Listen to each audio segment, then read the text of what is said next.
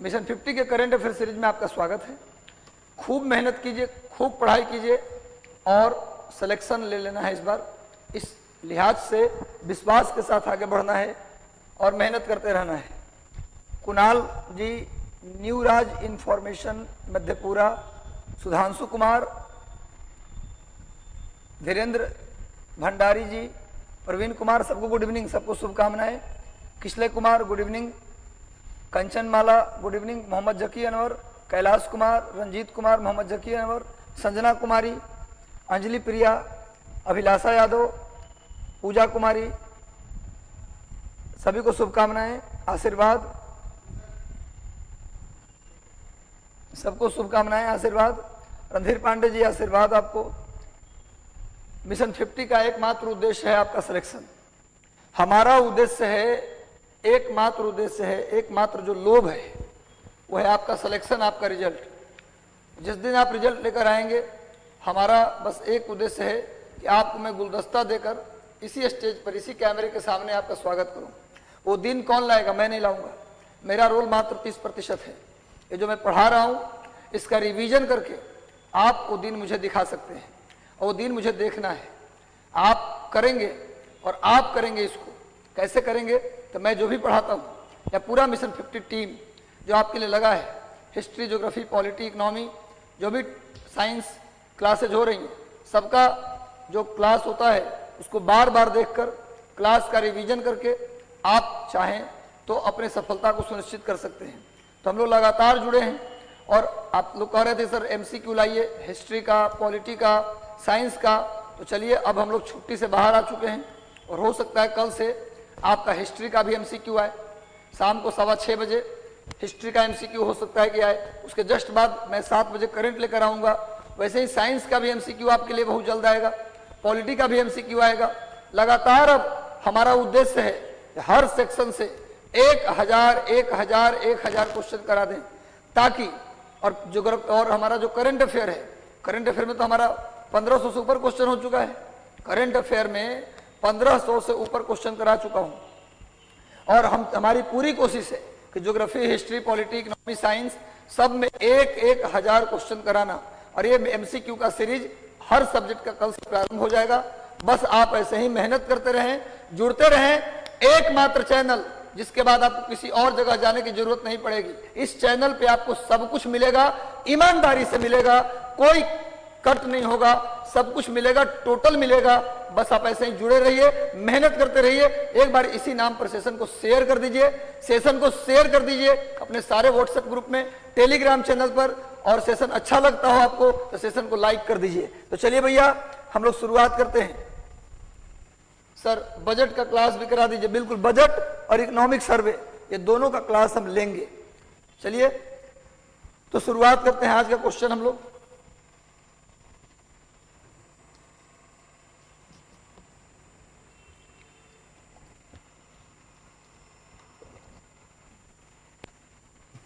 जल्दी सब लोग जुड़ जाइए, जितने लोग हैं सब लोग जल्दी जल्दी जुड़ जाइए।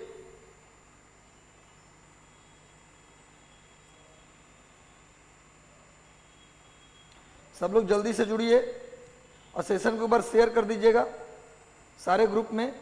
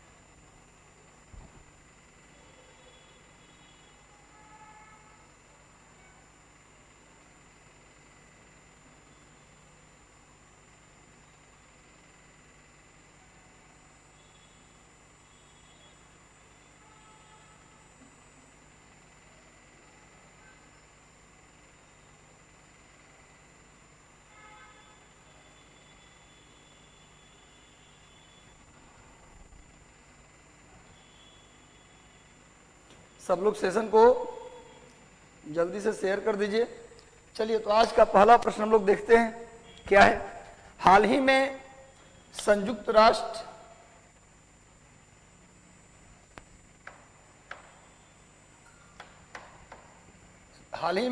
राष्ट्र ने 15 मार्च को International Day to Combat Islamophobia में बताया था, 2 दिन पहले बता दिया था। 15 मार्च को घोषणा किया है International Day to Combat Islamophobia. दिवस कब मनाया जाएगा? 15 मार्च को।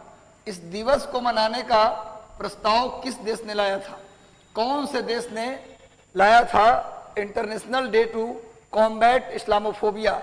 यह किस देश के द्वारा लाया गया था प्रस्ताव? उसके बाद संयुक्त राष्ट्र ने निर्णय लिया है। संयुक्त राष्ट्र ने निर्णय लिया है, किस देश के द्वारा लाया गया था प्रस्ताव? सभी लोग जल्दी से जुड़ जाइए, जल्दी से सभी लोग जुड़ जाओ। 15 मार्च को मनाया जाएगा अब हर साल International Day to Combat Islamophobia. इस चीज को मनाने का प्रस्ताव कौन से देश के द्वारा लाया गया था? Option C Pakistan, Imran Khan. अभी जानते हैं आप ओआईसी की मीटिंग कहां हो रहा है?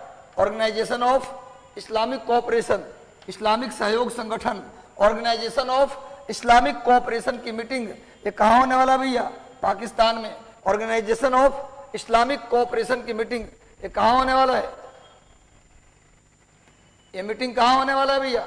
ये मीटिंग पाकिस्तान में हुआ है, जिसमें भारत में हुर्रियत कॉन्फ्रेंस को निमंत्रण दिया गया था। मैंने बताया था काफी विवादित रहा और पाकिस्तान ने ही प्रपोज किया है डे के लिए।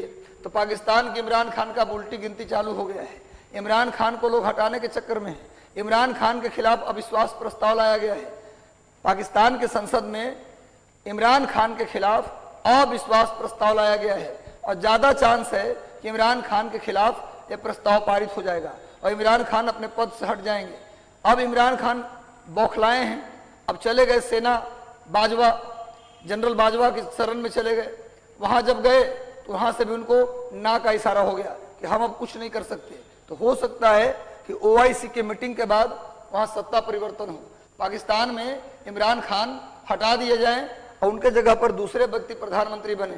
तो पाकिस्तान के ओआईसी के मीटिंग के लिए रुका हुआ है मामला कि ये मीटिंग कंप्लीट हो जाए। जब लोग सब चले जाएं तो इनके खिलाफ अविश्वास प्रस्ताव लाया जाएगा। क्वेश्चन आ सकता है कि हाल ही में किस देश के प्रधानमंत्री के खिलाफ अविश्वास प्रस्ताव लाया जा रहा है? तो पाकिस्तान के प्रधानमंत्री इमरान खान के खिलाफ लाया जा रहा है। तो सब लोग जल्दी से जुड़ जाइए सेशन के साथ। तो भैया International Day to Combat Islamophobia ये 15 मार्च को मनाया जाएगा। क्लियर है? समझ में आ रहा है बात? देखिए सामने इस चित्र मैंने दे दिया है International Day to Combat Islamophobia. Next आइए, अगला क्वेश्चन देखते हैं। हारून ग्लोबल के अनुसार सेल्फ मेड अरबपतियों के मामले में, हारून ग्लोबल के अनुसार सेल्फ मेड अरबपतियों के मामले में भारत दुनिया में कौन से स्थान पर है? सेल्फ मेड मतलब खुद को बढ़ाकर अरबपति बने हैं, उसके मामले में भारत का कौन सा रैंक है? जल्दी बता दो भैया। हारून ग्लोबल के अनुसार सेल्फ मेड अरबपतियों के मामले में भारत का कौन सा स्थान है?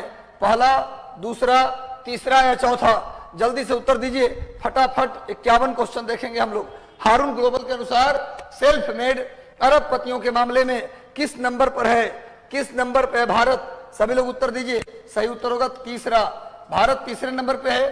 पहले नंबर पे चीन, सेल्फ मेड अरबपतियों में पहले नंबर पे चीन, दूसरे नंबर पर अमेरिका, दूसरे नंबर पर अमेरिका और तीसरे नंबर पर भारत, और तीसरे नंबर पर भारत है। नोट कर लीजिए। हारून ग्लोबल के अनुसार सेल्फ मेड अरबपतियों की संख्या में चीन पहले नंबर पे, दूसरे पर अमेरिका और तीसरे पर भारत। नोट कर लीजिए। चलिए नेक्स्ट आते हैं। सभी मुकेश अंबानी को इसने कहा है हारून ग्लोबल के अनुसार एशिया के सबसे अमीर आदमी कौन बने हैं? मुकेश अंबानी। आगे आइए, पेप्सिको इंडिया ने एंड ड्रिप एक कंपनी है, एक सिंचाई करने वाली एक कंपनी है एंड ड्रिप। पेप्सिको इंडिया ने एंड ड्रिप के साथ साझेदारी किया है। किसको मदद करने के लिए? किसान छात्रों को मदद करने के लिए, किसानों को मदद करने के लिए, सेना को मदद करने के लिए या पेय पदार्थ बनाने के लिए? पेप्सिको इंडिया ने एंड ड्रिप के साथ समझौता किया है। सेशन को शेयर कर दीजिए सभी लोग, सेशन को सारे ग्रुप में शेयर कर दीजिए। पेप्सिको इंडिया एंड ड्रिप के साथ समझौता किया है, साझेदारी किया है। किस लिए? छात्रों को मदद करने के लिए, किसानों को ड्रिप सिंचाई, इसका संबंध सिंचाई से है। तब बता सकते हैं किससे इसका संबंध है? तो भैया किसानों को मदद करने के लिए। किसानों को मदद करने के लिए पेप्सिको इंडिया ने किससे समझौता किया है? एंड ड्रिप के साथ। एंड ड्रिप के साथ पेप्सिको इंडिया, एंड ड्रिप के साथ पेप्सिको इंडिया ने समझौता किया है किसानों को मदद करने के लिए, सिंचाई में किसानों को मदद करने के लिए। देखिए सामने पेप्सिको इंडिया का मैंने चित्र दिया है। इसने पेप्सिको, बिहार स्पेशल क्यों नहीं करा रहे हैं? किम जोंग, बिल्कुल किम जोंग जी, सभी लोग आ गए, अभी उत्तर कोरिया ही बचा हुआ था। भाई सैटरडे संडे को नहीं होता, Bihar special Monday to Friday होता है। आज मंडे है, आज होगा, फ्राइडे तक हुआ था, सैटरडे संडे नहीं हुआ। जो बाइडेन जी, किम जोंग और पुतिन साहब, सभी को मेरा आग्रह है कि मंडे टू फ्राइडे हमारा बिहार स्पेशल सेशन रहता है और हर दिन रहता है। करंट अफेयर किसी दिन, अब आप कहेंगे तो सैटरडे संडे भी कर देंगे, कोई दिक्कत नहीं है, आप चिंता ना करें, आपका ही बात होगा। यहां पर आपके लिए मैं आया हूं, आप जो कहेंगे वही होगा। बस मेहनत कीजिए, लगे रहिए, जुड़े रहिए और अपना स्कोर बढ़ाते रहिए। इतना कर दीजिए पीटी में स्कोर कि अगले दिन से ही मेंस की तैयारी हो जाए शुरू। चलो भैया, पेप्सिको ने किसानों की मदद के लिए समझौता किया है। हाल ही में सबसे अधिक दिनों तक भाजपा के मुख्यमंत्री रहने का रिकॉर्ड किसके नाम हो गया है? किसके नाम? बिल्कुल सही बात है सर, मनीषा सिंह। शुभकामनाएं आपको।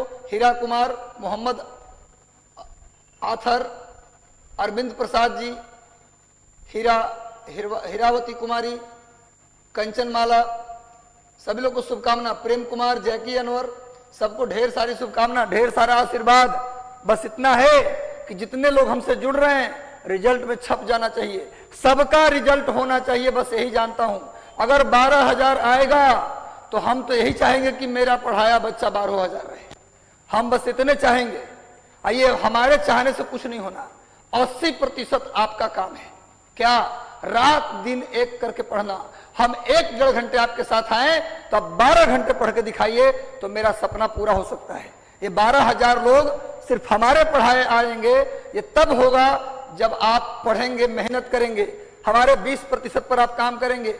सबसे अधिक दिनों तक भाजपा के मुख्यमंत्री रहने का रिकॉर्ड शिवराज सिंह चौहान के नाम आ गया है।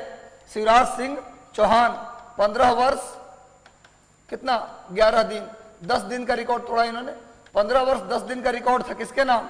रमन सिंह के नाम, रमन सिंह के नाम था। इस रिकॉर्ड को तोड़ दिया है। ये भी बीजेपी के ही मुख्यमंत्री थे रमन सिंह, छत्तीसगढ़ के सीएम रह चुके हैं। तो 15 वर्ष का रिकॉर्ड तोड़ दिया, 15 वर्ष 10 दिन का रिकॉर्ड शिवराज सिंह चौहान ने तोड़ा है। तो आंसर क्या हो जाएगा? सबसे ज्यादा मुख्यमंत्री भाजपा के रहे शिवराज सिंह चौहान। देखिए सामने शिवराज सिंह चौहान, मामा जी का फोटो सामने दे दिया हूं। मध्य प्रदेश में ही मामा जी के नाम से फेमस है। मध्य प्रदेश में इन्हें लोग मामा जी कहते हैं, मतलब ये बाहरी है, मैंने कह सकते हैं एक तरह से मध्य प्रदेश के फालतू व्यक्ति कहा जा सकता है इनको। आगे बढ़ते भैया, नेक्स्ट। वर्ल्ड गोल्ड काउंसिल के अनुसार, वर्ल्ड गोल्ड काउंसिल के अनुसार भारत दुनिया में स्वर्ण उपयोग के मामले में, गोल्ड के यूज के मामले में कौन से स्थान पर है? पहला, दूसरा, तीसरा या चौथा? भारत दुनिया में सर 2023 के लिए कब से पढ़ाई स्टार्ट कर दें? अभी से कर दें। कंचनमाला, अभी से शुरू करें। पार्ट 1 से करना चाहिए था। वैसे जब से आप बीए पार्ट 1 में गए थे तब से होना चाहिए था, लेकिन अगर आपने 68 के बारे में सोचा है तो आज अभी सेशन खत्म होते रात को 2 बजे तक पढ़ के सोना है, पहले नहीं सोना है। 68वीं बीपीएससी की तैयारी आज होगा, इसी वक्त से शुरू होगा समझ लो, और रात को आज 2 बजे तक पढ़ाई करके सोना है। ऐसे नहीं सोना भैया, लगातार लग जाओ। 67 देना हो या 68 देना हो, कोई भी एग्जाम, कमीशन के बारे में सोचा है तो अभी से लगो। कल करे सो आज कर, आज करे सो अब, पल में परलय होएगी, बहुरी करेगा कब।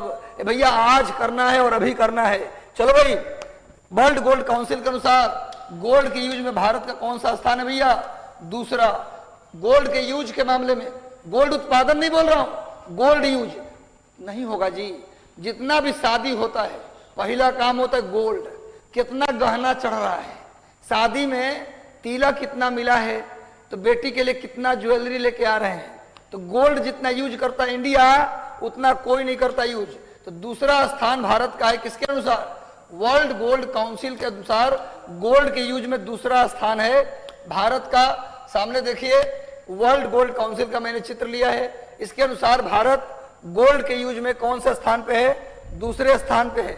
गुड इवनिंग नीतू कुमारी, गुड इवनिंग जैकी कुमार जी, पायल झा, खुशबू कुमारी, स्नेहलता, अभिमन्यु कुमार, नीतू स्वराज, मोहम्मद जकी अनवर, चंदा कुमारी, अभिलाषा यादव, कोमल कश्यप, विपिन कुमार, अरविंद प्रसाद जी, पायल झा, राधा कुमारी, सबको हमारा आशीर्वाद। सोनी, सबको आशीर्वाद, शुभकामना।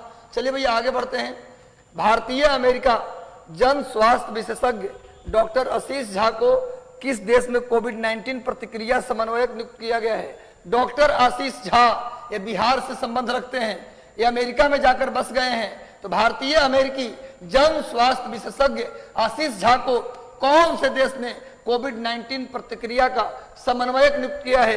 कौन से देश ने कोविड-19 प्रतिक्रिया का समन्वयक नियुक्त किया है? ऑस्ट्रेलिया, भारत, अमेरिका या जापान? ऑस्ट्रेलिया, भारत, अमेरिका या जापान? ऑस्ट्रेलिया, भारत, अमेरिका या जापान? जल्दी बताइए। जब अमेरिका के रहने वाले हैं तो भारत कहां से आंसर होगा? अमेरिका। वैसे भी गेस करिए। आशीष झा जो हैं उन्हें अमेरिका में कोविड-19 प्रतिक्रिया समन्वयक नियुक्त किया गया है, अमेरिका का। नोट कर लीजिए। अमेरिका का सामने देखिए आशीष झा है। आशीष झा का चित्र भी देख सकते हैं। ये बिहार से बिलोंग करते हैं और इन्हें अमेरिका में कोविड-19 प्रतिक्रिया दल का समन्वयक नियुक्त किया है। कोविड-19 प्रतिक्रिया दल का समन्वयक नियुक्त किया गया है आशीष झा को। आशीष झा है सामने, देख लीजिए आप। नेक्स्ट आते हैं हम लोग। हाल ही में न्यूजीलैंड के पूर्व खिलाड़ी डेवी हकले के विश्व कप में एक पारी में 50 रन बनाने के रिकॉर्ड की बराबरी किस भारतीय खिलाड़ी के नाम हो गया है? कौन से भारतीय खिलाड़ी ने न्यूजीलैंड के पूर्व खिलाड़ी डेविल हकले की बराबरी की है? डेवी हकले की बराबरी करते हुए विश्व कप के एक पारी में 50 रन बनाने का रिकॉर्ड की बराबरी किस भारतीय महिला खिलाड़ी के नाम हो गया है? जल्दी बताइए। हरमनप्रीत कौर, मिताली राज, झूलन गोस्वामी। जल्दी बताइए भाई, कौन से भारतीय के नाम, किस भारतीय के नाम हो गया एक पारी में सबसे ज्यादा 50 रन बनाने का रिकॉर्ड? इन्होंने न्यूजीलैंड के खिलाड़ी डेविल हकले का रिकॉर्ड तोड़ा है। न्यूजीलैंड के खिलाड़ी डेवी हकले का रिकॉर्ड तोड़ा है। सही उत्तर होगा मिताली राज। मिताली राज नोट कर लीजिए। अब मिताली राज पर बायोपिक बन रहा है। मिताली राज पर क्या बन रहा है जी? महेंद्र सिंह धोनी की तरफ बायोपिक क्वेश्चन आ सकता है कि हाल ही में किस भारतीय महिला खिलाड़ी के नाम पर बायोपिक बनाया जा रहा है? बायोपिक किस भारतीय महिला खिलाड़ी के नाम पर बायोपिक बन रहा है भैया? तो मिताली राज हैं। इसके लिए तापसी पन्नू एक्टिंग कर रही हैं। मिताली राज की एक्टिंग कौन कर रही है? तापसी पन्नू नोट कर लीजिए। मिताली राज की एक्टिंग कौन कर रही है? तापसी पन्नू। लगातार लगे रहिए। सामने देखिए मिताली राज का मैंने चित्र लिया है। इन्होंने सबसे अधिक वर्ल्ड कप में सबसे अधिक मैच की कैप्टनशिप करने का भी रिकॉर्ड इनके नाम। सबसे ज्यादा 200 मैच खेलने का रिकॉर्ड पहला नाम इनका और दूसरा झूलन गोस्वामी। भारतीय महिला टीम में 200 वनडे खेलने का रिकॉर्ड पहला मिताली राज, दूसरा झूलन गोस्वामी। सबसे अधिक वर्ल्ड कप में सबसे अधिक मैच की कैप्टनशिप करने का रिकॉर्ड मिताली राज और एक पारी में 50 रन बनाने का रिकॉर्ड मिताली राज। इन पर जो बायोपिक बन रहा है, इन पर जो फिल्म बन रहा है, उसमें इनकी एक्टिंग किसने किया? तापसी पन्नू कर रही हैं। तापसी पन्नू नोट कर लीजिए। एक नया करंट दे दिया आप लोगों को। आगे आइए। Asian bank of the year award के तहत IFR एशिया अवार्ड किस बैंक को दिया गया? Asian bank of the year award के तहत IFR एशिया अवार्ड किस बैंक को दिया गया? ICICI bank, HDFC bank, HSBC bank या एक्सिस बैंक? जल्दी बताइए किस बैंक को मिला IFR एशिया अवार्ड? किस बैंक को दिया गया? ICICI बैंक, HDFC बैंक या एक्सिस बैंक? सब लोग जल्दी उत्तर करो। जोश में रहना है, होश में रहना है, खूब मेहनत करना है, होश में रहकर जोश में आना है। केवल जोश में आना नहीं है, होश में रहकर जोश में आना है और इतनी पढ़ाई करना है कि सारे लिमिट्स को क्रॉस कर जाना है। बीपीएससी कुछ नहीं है जी। बीपीएससी की औकात हम इतने जानते हैं कि एक साल अगर व्यक्ति जीरो पे है, शून्य पे है, कुछ नहीं जानता, अगर वो तैयारी शुरू करता है और डेली 8 से 10 घंटे नियमित पढ़ाई करता है, कम से कम बोल रहा हूं 12 घंटे कर रहे तो और बढ़िया है, 10 घंटे भी नियमतः पढ़ाई कर ले, 1 साल शून्य वाला व्यक्ति, तो बीपीएससी 100% टॉप रैंक पे सेलेक्ट होगा 1 साल की मेहनत में, लेकिन करना पड़ेगा लगातार। तो भैया IFR एशिया अवार्ड ये एक्सिस बैंक को दिया गया है। किसे दिया गया? Axis bank. बस डरना मना है। सामने देखिए एक्सिस बैंक है जिसको IFR एशिया अवार्ड दिया गया। सर पटना में यूपीएससी का क्लास चलता है? बिल्कुल चलता है। मिशन 50, मिशन 50 में आपको यूपीएससी की क्लास चलता है। साथ में जो लोग यूपीएससी क्वालिफाइड हैं, पटना में एकमात्र कोचिंग जहां सिविल सर्विसेज में क्वालिफाइड लोग, IAS में सेलेक्ट लोग आकर आपको डायरेक्ट यहां मंच से गाइड करते हैं। एकमात्र कोचिंग पटना में मिशन 50, जहां टॉप IAS फर्स्ट रैंक से लेकर टॉप 100 के बीच के करीब 10-20 लोग मैं यहां आते हैं और आकर आपको गाइड करते हैं, पर्सनली आपको बताते हैं कैसे तैयारी करिएगा ताकि आप वहां तक पहुंचेंगे। आप आ सकते हैं और मेहनत कर सकते हैं। यदि मेहनत करने को तैयार हैं तो पटना से भी आप सेलेक्ट हो सकते हैं। चलिए भाई लगातार जुड़ते रहिए। जैकी कुमार, अभिलाषा यादव, कोमल कश्यप, सभी लोग आंसर दे दिए। चलिए आगे बढ़ते हैं। विश्व टेस्ट चैंपियनशिप क्रिकेट के इतिहास में 100 विकेट लेने वाले इकलौते क्रिकेटर कौन बन गए? विश्व टेस्ट चैंपियनशिप में 100 विकेट लेने वाले, विश्व टेस्ट चैंपियनशिप में 100 विकेट लेने वाले व्यक्ति कौन बन गए भैया? क्रिकेटर कौन बन गए? भुवनेश्वर कुमार, R अश्विन, चहल, यदुवेंदु चहल और इनमें से कोई नहीं। जल्दी बताइए कौन बन गए? विश्व टेस्ट चैंपियनशिप क्रिकेट में, क्रिकेट के इतिहास में 100 विकेट लेने वाले इकलौते बॉलर बन गए R अश्विन। R अश्विन बन गए विश्व टेस्ट चैंपियनशिप में, विश्व टेस्ट चैंपियनशिप में 100 विकेट लेने वाले इकलौते क्रिकेटर बन गए R अश्विन। नोट कर लीजिएगा, विश्व टेस्ट चैंपियनशिप में। सामने R अश्विन जी का फोटो दे दिया मैंने, आप पहचान लीजिए। ये 100 विकेट विश्व टेस्ट चैंपियनशिप में कितने विकेट ले लिए? 100 विकेट। खूब मेहनत करो, लगातार मेहनत करो, क्योंकि सफलता 3 बातों से आती है। चाहे आप दिल्ली में रहो या लंदन में रहो, सफलता लेना है तो 3 बात याद रखो। रेगुलर पढ़ाई, दूसरा रूटीन के साथ पढ़ाई और तीसरा रिवीजन मस्ट है। चाहे तुम दिल्ली रहो, आगरा रहो, जहानाबाद रहो या पटना रहो या फिर तुम लंदन रहो या वाशिंगटन DC रहो, कोई सफलता पाना है तो 3 बातें याद रखो। रिवीजन सबसे ज्यादा जरूरी, सेकंड नंबर की जरूरी रूटीन। यदि 8 घंटे की रूटीन बनाते हैं तो डेली 8 घंटा पढ़िए। इन चीजों को रेगुलर रखिए। ये 3 R याद रखिए तो जीवन में कोई आपको हरा नहीं सकता। अगर जीतना है तो दिल्ली भी रहो तो यही काम करो, कोचिंग ज्वाइन करो तब भी यही काम करो, अगर चाहते हो कि सेल्फ स्टडी से कुछ हो जाए तब भी ये 3 काम आपको करना पड़ेगा। ये अपने अनुभव से बताया हूं मैं आपको, किसी का कॉपी करके नहीं बताया हूं। ये ध्यान रखना, ये 3 R याद रखो, सिलेक्शन होगा। जर्मन ओपन बैडमिंटन 2022 पुरुष एकल में लक्ष्य सेन का कौन सा स्थान रहा? जर्मन ओपन बैडमिंटन टूर्नामेंट के पुरुष एकल में लक्ष्य सेन का कौन सा रैंक रहा? जल्दी बताइए, लक्ष्य सेन का कौन सा रैंक रहा? लक्ष्य सेन का कौन सा स्थान रहा? जर्मन ओपन बैडमिंटन 2022 के पुरुष एकल में कौन सा स्थान रहा लक्ष्य सेन का? इसमें लक्ष्य सेन ही लक्ष्य सेन है, चारों तरफ लक्ष्य सेन दिखाई दे रहे हैं। दूसरा स्थान रहा, पहला स्थान रहा थाईलैंड के खिलाड़ी हैं कुंजबूत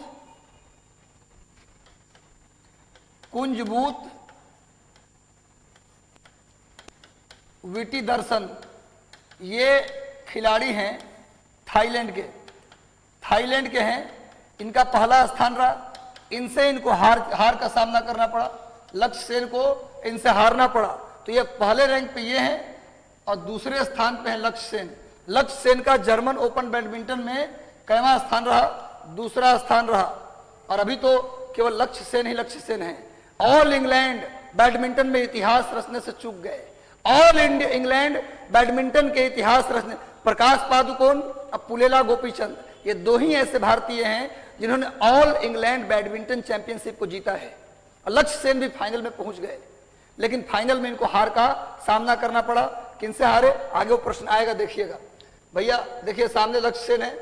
अभी सचिन ने भी इन पर कमेंट किया है कि इतिहास रचने को तैयार है हमारा एक युवा खिलाड़ी। तो भाई लक्ष्य सेन ऑल इंग्लैंड में पहुंचने वाले, फाइनल में पहुंचने वाले 4थे खिलाड़ी हैं। लेकिन जीतने वाले थे लेकिन हार गए। अतः अभी तक कितने ऑल इंग्लैंड बैडमिंटन चैंपियनशिप का अभी तक कितने लोगों ने जीता है? 2 लोगों ने जीता है। कौन कौन? एक तो प्रकाश, दीपिका पादुकोण के फादर थे प्रकाश पादुकोण, और दूसरा पुलेला गोपीचंद। पुलेला गोपीचंद, ये 2 लोग जीते हैं। लक्ष्य सेन भी जीतने वाले थे लेकिन बदकिस्मती। चलिए कोई बात नहीं, जीत हार तो लगा रहता है, फिर जीतेंगे, जीवन रही तो। आगे बढ़ते हैं। किस कंपनी ने महिलाओं के श्रम बल को 50% करने का लक्ष्य रखा है? इनमें से किस कंपनी ने महिलाओं के श्रम बल को 50% करने का लक्ष्य रखा है? जल्दी बताइए। रिलायंस, पेप्सिको, ब्रिटानिका या विप्रो? कौन सी कंपनी ने महिलाओं के संख्या को 50% करने का लक्ष्य रखा है? कौन सी कंपनी ने महिलाओं के श्रम बल को 50% करने का लक्ष्य रखा है? ब्रिटानिया। कौन सी कंपनी भैया? ब्रिटानिया। महिलाओं के श्रम बल को 50% करने का लक्ष्य ब्रिटानिया ने रखा है। ब्रिटानिया, नोट कर लीजिए भाई। आगे बढ़ते हैं। नेक्स्ट, ये ब्रिटानिया है। इसकी बिस्किट हम लोग बहुत खाए हैं, बिस्किट, चॉकलेट, ब्रिटानिया का बहुत कुछ खाए हम लोग। आगे बढ़ते हैं। पहली बार दक्षिण अफ्रीका में आयोजित वनडे टूर्नामेंट में दक्षिण अफ्रीका को उसकी ही धरती पर पराजित करने वाला देश कौन बन गया है? पहली बार दक्षिण अफ्रीका में वनडे क्रिकेट टूर्नामेंट में दक्षिण अफ्रीका के धरती पर पहली बार किस देश ने हराया है? साउथ अफ्रीका को पहली बार उसके देश में किस कंट्री ने हरा दिया है? भारत, बांग्लादेश, पाकिस्तान या इंग्लैंड? जल्दी बताइए। हाल ही में बांग्लादेश, इसका क्या आंसर हो गया भैया? बांग्लादेश जो है वो पहली बार दक्षिण अफ्रीका को उसकी धरती पर हराया है। इंडिया ने भी हराया है लेकिन बांग्लादेश के लिए पहला ये चांस है जिसमें इसने क्या किया है भाई? हरा दिया है। बांग्लादेश ने हरा दिया साउथ अफ्रीका को उसकी धरती पर। और बांग्लादेश का जो नया टीम आया ना है वो मजबूत है। पुराना वाला टीम से नया वाला टीम ज्यादा जोश में है, ज्यादा मजबूत है। ये बात आप मान के चलिए। बांग्लादेश को पुराना वाला टीम से मत देखिए। आप सामने देखिए, बांग्लादेश का मैप ले लिया हूं। बांग्लादेश है ये, इंडिया, चारों तरफ से तो इंडिया ही दिख रहा है। इधर बंगाल की खाड़ी है, राजधानी ढाका, बांग्लादेश की राजधानी ढाका। किस भारतीय शहर में इंडिया ग्लोबल फोरम का वार्षिक सम्मेलन हुआ है? किस भारतीय शहर में इंडिया ग्लोबल फोरम का वार्षिक सम्मेलन हुआ है? बच्चों जल्दी बता दो, जल्दी बताओ। दिल्ली, बेंगलुरु, चेन्नई या मुंबई? जल्दी बताओ भैया। इंडिया ग्लोबल फोरम का एनुअल समिट कहां हुआ है? एनुअल समिट कहां हुआ है?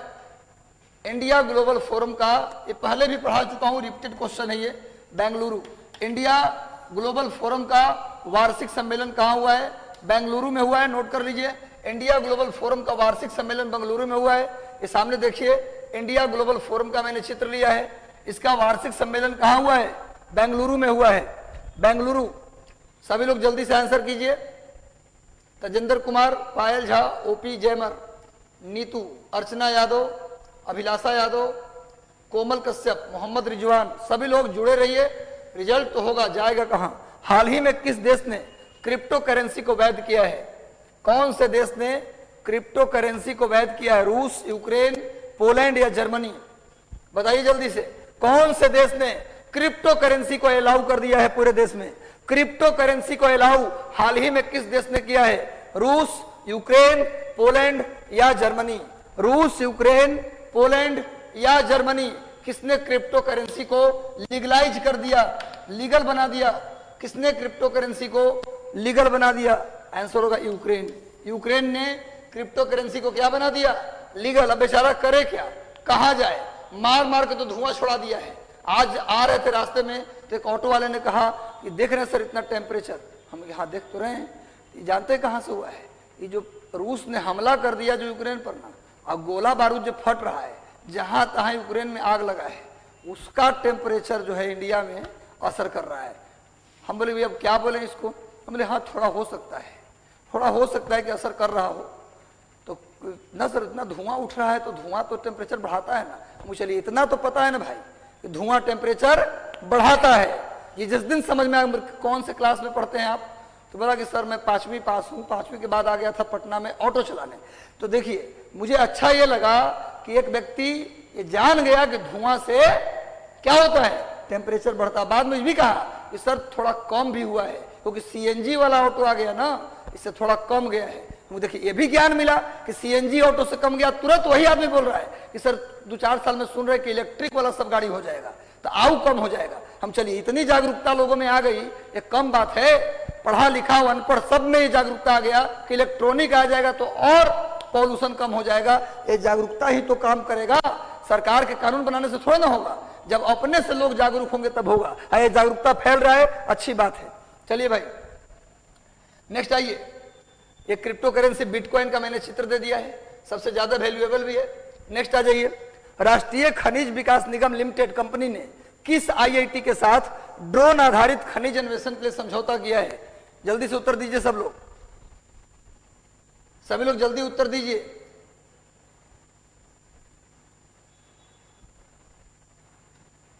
सभी लोग आंसर कीजिए। राष्ट्रीय एनएमडीसी, इसको शॉर्ट में बोलते हैं एनएमडीसी। एनएमडीसी ने, राष्ट्रीय खनिज विकास निगम लिमिटेड ने किस आईआईटी के साथ ड्रोन आधारित खनिज अन्वेषण के लिए समझौता किया है? ड्रोन से पता लगाएगा कि कौन सी खनिज कहां है।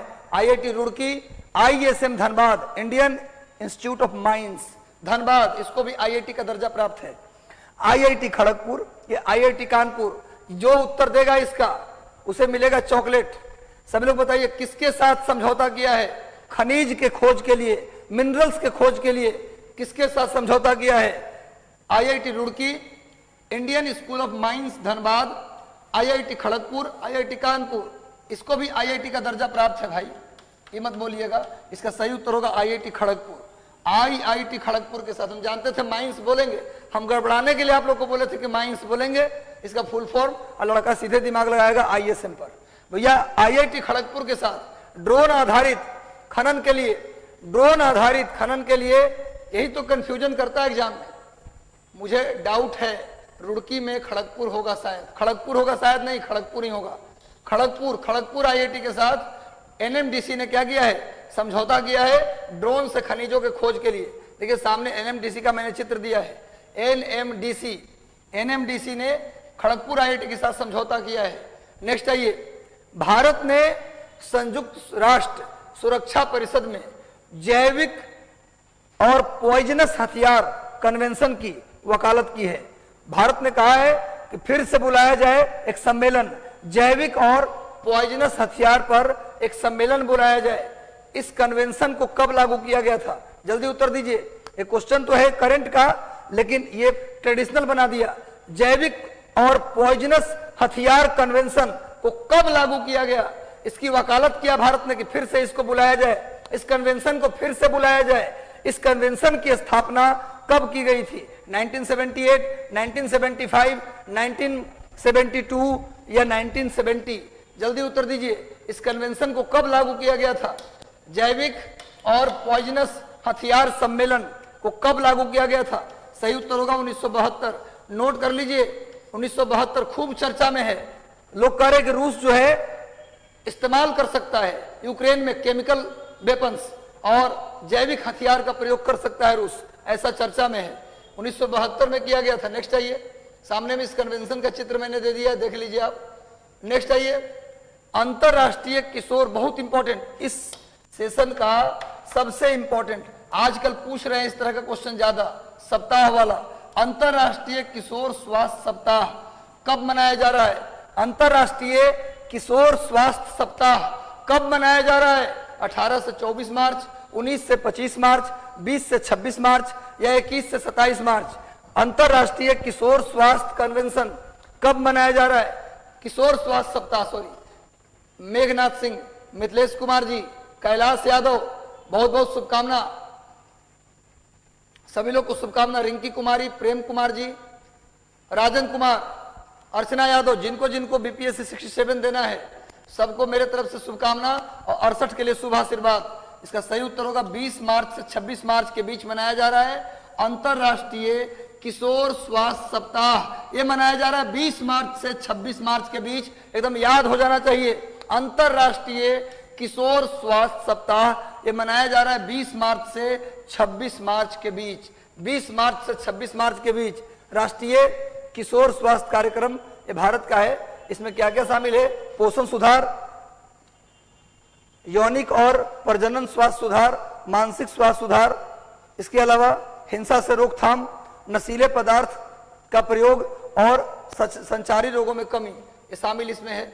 नेक्स्ट आइए, हाल ही में रक्षा मंत्री राजनाथ सिंह ने फ्लाइट कंट्रोल सिस्टम इंटीग्रेशन परिसर का उद्घाटन कहां किया है? रक्षा मंत्री राजनाथ सिंह ने फ्लाइट कंट्रोल सिस्टम इंटीग्रेशन परिसर का उद्घाटन कहां किया है? चेन्नई,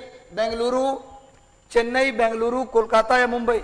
सभी लोग उत्तर दीजिए। नुसरत जहां गुड इवनिंग, कोमल कश्यप जी, अनीता कुमारी, नीतू स्वराज, खुशबू कुमारी, सभी को शुभकामनाएं, आशीर्वाद। डीके रंजन, शुभकामनाएं। फ्लाइट कंट्रोल सिस्टम इंटीग्रेशन परिषद का उद्घाटन कहां किया गया? Flight control system innovation centre का उद्घाटन कहां किया गया? बेंगलुरु। नोट कर लीजिए, बेंगलुरु में किया गया। राजनाथ सिंह के द्वारा बेंगलुरु में फ्लाइट कंट्रोल सिस्टम इंटीग्रेशन परिसर का उद्घाटन किया गया। देखिए सामने, flight control system integration complex Bengaluru, इसका उद्घाटन कर रहे हैं श्री राजनाथ सिंह, माननीय रक्षा मंत्री श्री राजनाथ सिंह के द्वारा इसका उद्घाटन किया जा रहा है। इस चित्र को आप स्क्रीनशॉट भी ले सकते हैं, या आपको मिलेगा भी पीडीएफ के फॉर्म में। क्योंकि देखिए मेरा मकसद है फोटो लगाने का कि आप चित्र से भी चीजों को डिटेक्ट, मैंने उसको कर सकते हैं डिटेक्ट। नेक्स्ट आइए आगे, हाल ही में 18 मार्च 2022 को तांगपे चोगा त्योहार किस राज्य या केंद्र शासित प्रदेश में मनाया गया? तांगपे चोगा त्योहार किस राज्य या केंद्र शासित प्रदेश में मनाया गया? हाल ही में तांगपे चोगा त्योहार, चलिए जल्दी बताइए। बांका की धरती से प्रणाम आपको गुरुजी, बिल्कुल आशीर्वाद। मानस देव जी, बहुत बहुत आशीर्वाद, शुभकामना आपको। ऐसे ही मेहनत करते रहिए, आगे बढ़ते रहिए, हमारी शुभकामना आपको, सभी को शुभकामना, सभी को मेरा ढेर सारा प्यार, ढेर सारी शुभकामना। बस आप मेहनत करके दिखाइए। हम 1.5 घंटे तो आप 12 घंटे पढ़ के दिखाइए। इस 45 दिन में कुछ होगा नहीं, बस होगा तो आपका रिजल्ट होगा। अगर आप मेहनत कर देते हैं तो सिर्फ रिजल्ट होगा। आपको लगता होगा कितना देर पढ़ के हमारा तबीयत खराब हो जाएगा, तो आप भ्रम में है, कुछ नहीं होगा। दुनिया जाए वहीं रहेगी, थोड़ी तबीयत खराब भी चलेगा, पर 12 घंटा 14 घंटे खूब दबा के पढ़िए, खूब पढ़िए, इतना पढ़िए कि सब कुछ आपके सामने आ जाए। सॉरी, इसका सही उत्तर होगा लद्दाख। तांगपे चोगा त्योहार कहां मनाया गया? लद्दाख। तांगपे चोगा त्योहार लद्दाख में मनाया गया। तांगपे चोगा त्योहार लद्दाख में मनाया गया। सामने में इस त्योहार का लद्दाख का चित्र मैंने दिया है। तांगपे चोगा त्योहार लद्दाख में मनाया गया, भूलना मना है भाई। नेक्स्ट आइए, विश्व बैंक ने भारत के आर्थिक वृद्धि को कितने प्रतिशत रखने का अनुमान लगाया है? वर्ल्ड बैंक के द्वारा भारत के आर्थिक वृद्धि को कितना रहने का अनुमान लगाया गया? 7.3, 8.3, 9.3 या 6.3? 7.3%, 8.3%, 9.3% या 6.3%? जल्दी बताइए, वर्ल्ड बैंक के अनुसार भारत का ग्रोथ रेट कितना रहेगा? भारत का ग्रोथ रेट कितना रहेगा मेरे भाई? 7.3, 8.3, 9.3, 6.3? इसका सही उत्तर होगा 8.3%। 8.3% भारत के ग्रोथ रेट को विश्व बैंक ने रखा है। विश्व बैंक को हम IBRD के नाम से भी जानते हैं। इसका हेडक्वार्टर वाशिंगटन डीसी में है, और वाशिंगटन डीसी पोटामैक नदी के किनारे है। पोटामैक नदी के किनारे है। और 8.3% विश्व बैंक ने कहा है कि भारत का ग्रोथ रेट कितना रहेगा? 8.3%। और याद रखो एक चीज और, मेहनत करना है। परिस्थिति अगर खराब भी हो तो मेहनत करना है। परिस्थिति कभी भी किसी के वश में नहीं रहा है, परिस्थिति के अनुसार आपको बदलना है। आपके अनुसार कभी परिस्थिति नहीं बदला है। अंबानी हो, अडानी हो, मोदी हो, सबके लिए परिस्थिति विपरीत होता है। एक बात मान लीजिए, अपने अपने लेवल पर किसी का परिस्थिति उसके बस में नहीं होता, याद रखिए आप। इसलिए अपनी परिस्थिति को बदलने की कोशिश मत कीजिए, परिस्थिति नहीं बदलेगा आपके लिए, खुद को बदलना है परिस्थिति के अनुसार, मेहनत करना है, समय बदलता है, याद रखिएगा। आगे चलो भैया, नेक्स्ट।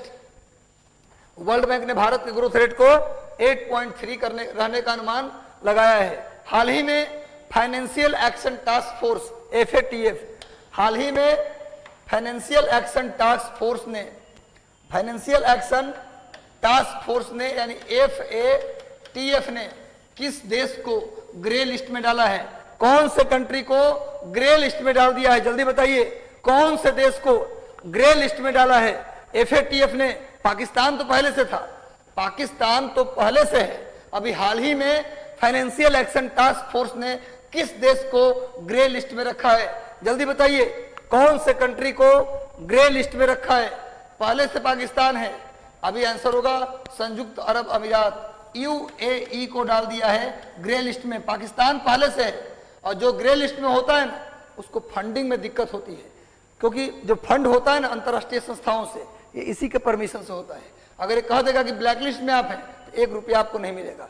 तो ब्लैक लिस्ट में कोई नहीं है, ग्रे लिस्ट में पाकिस्तान भी है और ग्रे लिस्ट में संयुक्त अरब अमीरात भी है। नोट कर लीजिएगा, यूएई की राजधानी है अबू धाबी। यूएई की राजधानी देखो सामने, फाइनेंशियल एक्शन टास्क फोर्स का मैंने चित्र दिया है। पाकिस्तान पहले से ग्रे लिस्ट में है और यूएई को हाल ही में ग्रे लिस्ट में डाला गया है। यूएई को हाल ही में ग्रे लिस्ट में डाला गया है। नेक्स्ट आते हैं, हाल ही में किस केंद्र शासित प्रदेश के उपराज्यपाल के सलाहकार पद से फारूक खान ने इस्तीफा दे दिया है? कौन से राज्य के उपराज्यपाल, कौन से केंद्र शासित प्रदेश के उपराज्यपाल के सलाहकार के पद से फारूक खान ने रिजाइन कर दिया है? फारूक खान किस राज्य के उपराज्यपाल के सलाहकार थे? किस राज्य के उपराज्यपाल के सलाहकार थे? जल्दी बताइए, फारूक खान किस राज्य के उपराज्यपाल के सलाहकार थे भैया? फारूक खान, जिन्होंने रिजाइन कर दिया है। इसका सही उत्तर होगा जम्मू कश्मीर, मनोज सिन्हा। यहाँ के उपराज्यपाल कौन है जी? मनोज सिन्हा। ये नाराज नहीं थे, ये फारूक खान नाराज नहीं थे। एक्चुअली बीजेपी इनको कोई बड़ा पद देने वाली है, तो छोटा वाला पद छोड़ेंगे तभी ना बड़ा वाला पद मिलेगा। मान लीजिए कि यहाँ पर हम जहाँ खड़े हैं, यहाँ के पूरे का हेड में बनने वाला हूँ, तो टीचिंग वाला प्रोफेशन छोड़ना पड़ेगा ना भाई। तो एक जगह छोड़िएगा तभी ना कुछ बनाया जाएगा आपको। तो कहने का मतलब ये है कि इनको कोई बड़ा पद बीजेपी यार फारूक खान को देने वाली है, इसलिए इन्होंने सलाहकार पद से रिजाइन कर दिया है। यही फारूक खान साहब हैं, जो बीजेपी के नेता भी हैं। ये उपराज्यपाल जम्मू कश्मीर के सलाहकार थे, इन्होंने रिजाइन कर दिया है। नेक्स्ट आइए, ऑल इंग्लैंड बैडमिंटन, यही इंपॉर्टेंट है। देखो बहुत इंपॉर्टेंट लाइन, इसको ध्यान से देखो। इस बार के एग्जाम में आना है, क्योंकि लक्ष्य सेन इतिहास बनाते बनाते चुक गए, इसलिए ये क्वेश्चन आपको ध्यान रखना है। ऑल इंग्लैंड बैडमिंटन चैंपियनशिप में लक्ष्य सेन दूसरे नंबर पर रहे। फाइनल में इन्हें विक्टर एक्सेलसेन से हार, किस सेन, लक्ष्य सेन है, यहां इनको हराया भी किसने? सेन ने। लक्ष्य विक्टर एक्सेलसेन से हार का सामना करना पड़ा। विक्टर एक्सेलसेन किस देश के खिलाड़ी हैं? ऑल इंग्लैंड बैडमिंटन चैंपियनशिप में इतिहास रचने से चूक गए, इतिहास रचने से चूक गए। कौन? लक्ष्य सेन। उनको किसने हराया? सेन को सेन ने हराया। कैसे याद रखोगे? सेन को सेन ने हराया। लक्ष्य सेन को किसने हरा दिया? विक्टर एक्सेलसेन ने। किस देश के खिलाड़ी हैं? जल्दी बताओ, कौन से कंट्री के खिलाड़ी हैं भैया? कौन से कंट्री? जल्दी से उत्तर दो। पोलैंड, जर्मनी, थाईलैंड या डेनमार्क? जल्दी बता दो। सुबोध सागर बोल रहे हैं डेनमार्क। जो बोल रहे हैं डेनमार्क वो बिल्कुल सही बोल रहे हैं। डेनिश प्लेयर हैं। कहाँ के भैया? डेनिश खिलाड़ी हैं, डेनमार्क के हैं। डेनमार्क के विक्टर एक्सेलसेन से लक्ष्य सेन को हार का सामना करना पड़ा, यानी कि लक्ष्य सेन फाइनल में जाकर हार गए और इतिहास रचने से दूर हो गए। अब देखिए सामने, थोड़ा इतिहास पे नजर डालते हैं। देखो ध्यान से, ये वाला चीज बहुत इंपॉर्टेंट है। 1947 में भारत का पहला खिलाड़ी प्रकाश नाथ। 1947 में ऑल इंग्लैंड बैडमिंटन के फाइनल में जाने वाले पहले भारतीय प्रकाश नाथ, लेकिन जीते नहीं, हार गए। 1980 में प्रकाश पादुकोण, दीपिका पादुकोण के फादर, ये पहुंचे भी फाइनल में और जीते भी। 2001 में पुलेला गोपीचंद पहुंचे भी, जीते भी। और 2022 में लक्ष्य सेन पहुंच तो गए, लेकिन इनको हार का सामना करना पड़ा विक्टर एक्सेलसेन से। ये वाला लिस्ट आप याद रखिएगा। आगे 2022 की जितनी परीक्षाएं हैं सब में क्वेश्चन आना है, क्योंकि इतिहास बनते बनते रह गया। पहला भारतीय प्रकाश नाथ फाइनल में पहुंचे पर जीते नहीं, हार गए। दूसरे भारतीय प्रकाश पादुकोण 1980 जीत गए। 2001 में तीसरे भारतीय पुलेला गोपीचंद जीत गए और 2022 में लक्ष्य सेन हार गए। चलिए भैया, कोई बात नहीं, हार जीत तो हिस्सा है। युवा खिलाड़ी ने भले ही मैच नहीं जीता हो, लेकिन देश का दिल तो जरूर जीता है लक्ष्य सेन ने। भैया याद रखिए इसको। आगे बढ़ते हैं। फार्मूला 2 खिताब के पहले दौर में भारतीय रेसर जिहान दारूवाला किस स्थान पर रहे? भारतीय racer, formula 1 race, car race होता है, तेजी से कार दौड़ाना होता है, उसी को बोलते फार्मूला 1। फार्मूला 1 रेसर जिहान दारूवाला पहले दौर में कौन से स्थान पर रहे? पहले, दूसरे, तीसरे या चौथे? जिहान दारूवाला किस स्थान पर रहे? जिहान दारूवाला कौन से स्थान पर रहे? जल्दी बताइए। जिहान दारूवाला किस स्थान पर? दूसरा। जिहान दारूवाला का स्थान कौन सा रहा? दूसरा रहा। नोट कर लीजिए, जिहान दारूवाला दूसरे स्थान पर रहे। आगे आते देखिए सामने, ये जिहान दारूवाला का मैंने चित्र लिया है, ये भारतीय रेसर हैं, इनका स्थान दूसरा रहा। जिहान दारूवाला का पोजीशन कौन सा रहा? दूसरा। नेक्स्ट आइए आगे। राष्ट्रपति रामनाथ कोविंद ने चरती लाल गोयल हेरिटेज पार्क का उद्घाटन कहाँ किया है? चरती लाल गोयल हेरिटेज पार्क का उद्घाटन राष्ट्रपति श्री रामनाथ कोविंद ने कहाँ किया है? दिल्ली, पटना, बेंगलुरु या लखनऊ? सभी लोग जल्दी से जुड़ जाओ और सभी लोग एक बार सेशन को शेयर कर दो। और सेशन अच्छा लग रहा है तो सेशन को लाइक कर दीजिए, अच्छा लग रहा है तो लाइक कर दीजिए और अपने सारे व्हाट्सएप ग्रुप में शेयर कर दीजिए। चलो भैया, चरती लाल गोयल हेरिटेज पार्क का उद्घाटन कहाँ किया गया है? दिल्ली में। श्री रामनाथ कोविंद जी के द्वारा चरती लाल गोयल हेरिटेज पार्क का उद्घाटन दिल्ली में किया गया। सामने देखिए, चरती लाल गोयल हेरिटेज पार्क का उद्घाटन कर रहे हैं हमारे राष्ट्रपति जी। हमारे राष्ट्रपति जी चरती लाल गोयल हेरिटेज पार्क का उद्घाटन कर रहे हैं, सामने देख लीजिए। आगे आइए। मार्च के अंत तक भारत और किस देश के बीच बहुमूल्य धातुओं के खनन और कारोबार पर समझौता किए जाने की समझौता है? मार्च के अंत तक भारत और कौन से देश के बीच बहुमूल्य धातु के खनन और कारोबार पर समझौता होने की संभावना है? जापान, ऑस्ट्रेलिया, पोलैंड या रूस? जल्दी बताइए, कौन से देश के साथ भारत करेगा समझौता? बहुमूल्य धातुओं के खनन और कारोबार पर भारत का कौन से देश के साथ समझौता होने वाला है? भारत का किस देश के साथ समझौता होने वाला भैया? ऑस्ट्रेलिया। बहुमूल्य धातुओं के खनन के लिए और उस पर कारोबार करने के लिए, यानी कि जो कॉस्टली यानी प्रीसियस जो मेटल है उसके कारोबार और उसके खनन के लिए भारत ऑस्ट्रेलिया के साथ समझौता करेगा। देखिए सामने हमने ऑस्ट्रेलिया का एक मैप लिया, इसको ध्यान से समझिएगा, इसमें कुछ मैं आपको बताऊंगा।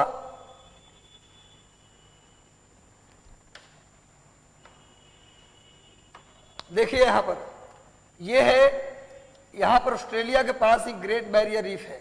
ध्यान से देखिए, ऑस्ट्रेलिया में ग्रेट बैरियर रीफ ऑस्ट्रेलिया के किस तरफ है भैया? नॉर्थ ईस्ट में। ध्यान दीजिए, ऑस्ट्रेलिया के नॉर्थ ईस्ट में एक क्वेश्चन आता है, ग्रेट बैरियर रीफ कहां है? तो ऑस्ट्रेलिया के नॉर्थ ईस्ट में। अब आइए, ऑस्ट्रेलिया में यहां पर एक जगह देख रहे हैं, डार्विन। ये डार्विन है, इसे गेटवे ऑफ ऑस्ट्रेलिया कहते हैं। डार्विन को गेटवे ऑफ ऑस्ट्रेलिया कहते हैं। यहां पर है पर्थ, यहां पर है पर्थ। यहां पर की बात करेंगे तो यहां पर है एडिलेड, यहां पर है एडिलेड, यहां इसकी राजधानी है ब्रिस्बेन। और ये आपका यहां पर जो है ये न्यूजीलैंड है और इसके बीच में जो सागर है इसका नाम है कोरल सी। कोरल सी नोट कर लीजिएगा।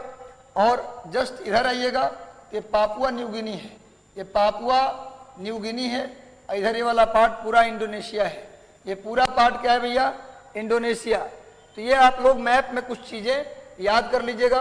ग्रेट बैरियर रीफ, यहाँ पर ब्रिस्बेन, यहाँ एडिलेड, यहाँ पर्थ और यहाँ पर डार्विन, यहाँ पर सिडनी, यहाँ पर सिडनी।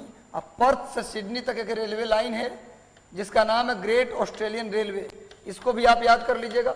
ऑस्ट्रेलिया की सबसे लंबी नदी मर्रे डार्लिंग नदी, मर्रे डार्लिंग ऑस्ट्रेलिया की सबसे लंबी नदी का नाम है। चलिए आगे आते हैं। भारत और किस देश के बीच 30वीं वर्षगांठ पर, संबंधों के 30वीं वर्षगांठ पर प्रधानमंत्री नेफ्ताली बेनेट का अप्रैल में भारत में आगमन हो रहा है? यह उनकी पहली यात्रा भारत की है। नेफ्ताली बेनेट किस देश के प्रधानमंत्री हैं? Naftali Bennett.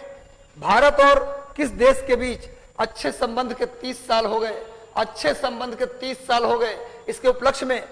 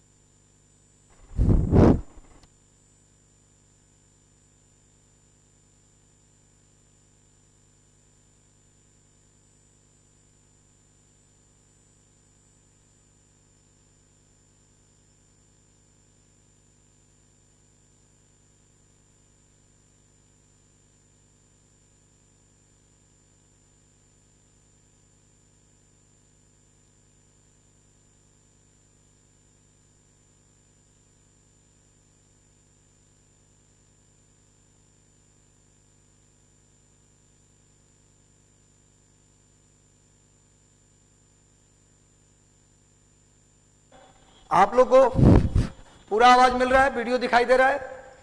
तो भारत और किस देश के बीच, अच्छा इसका तो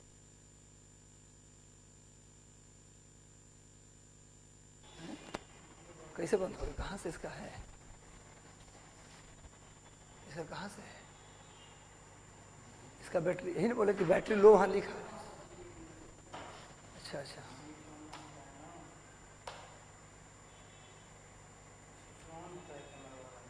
वो तो ऑन नहीं किया गया था। चलिए कोई नहीं, फिर से चालू कर दीजिए। कहाँ से चालू होता कैमरा?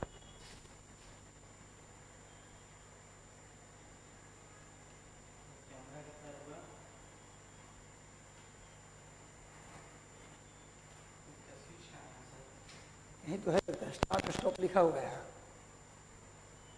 दबाएं।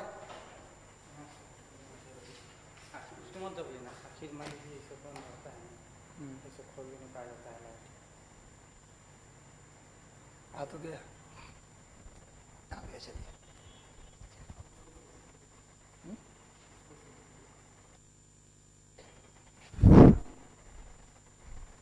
अब दिखाई दिया आप लोग को? अब दिखाई दिया?